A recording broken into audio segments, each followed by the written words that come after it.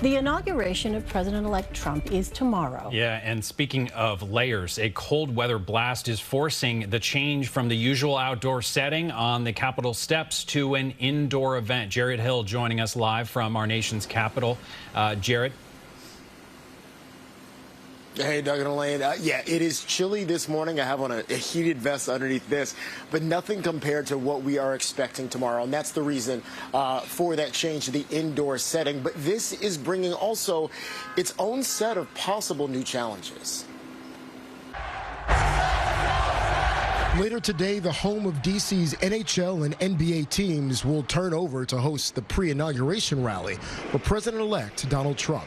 And now Mondays stand in for public viewing for his second inauguration. A bit disappointed, but it needs to happen, so I'm looking forward to it. It's very historic. Trump wrote, with an Arctic blast sweeping the country, the change needed to happen, adding he doesn't want to see people hurt or injured in any way. We're not worried at all about that. We know how to dress warm. We can be responsible. 250,000 people had tickets to watch the inauguration from the National Mall in front of the Capitol. Only about 600 can fit inside the rotunda, and then 20,000 in the arena nearby where folks are being directed. The gap is creating some potential new security concerns.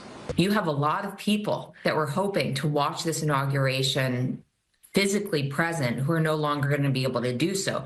So there is a risk of mass gatherings in and around the inauguration site. Now there's a scramble to get everything ready in time. This will ultimately be the president-elect and his team's call. The office of President of the United States. This is the first indoor inauguration since 1985, when Ronald Reagan took the oath of office for his second term. It was 7 degrees that day. I would stand in the 5-degree weather in order to support what he's going to do, what he did in the past, and what he's going to do in the future. Security fences and barriers are in place to keep the ceremony protected. Meanwhile, Saturday, thousands of protesters filled the streets of D.C., hoping to turn outrage into organized opposition to the incoming Republican White House, House, and Senate.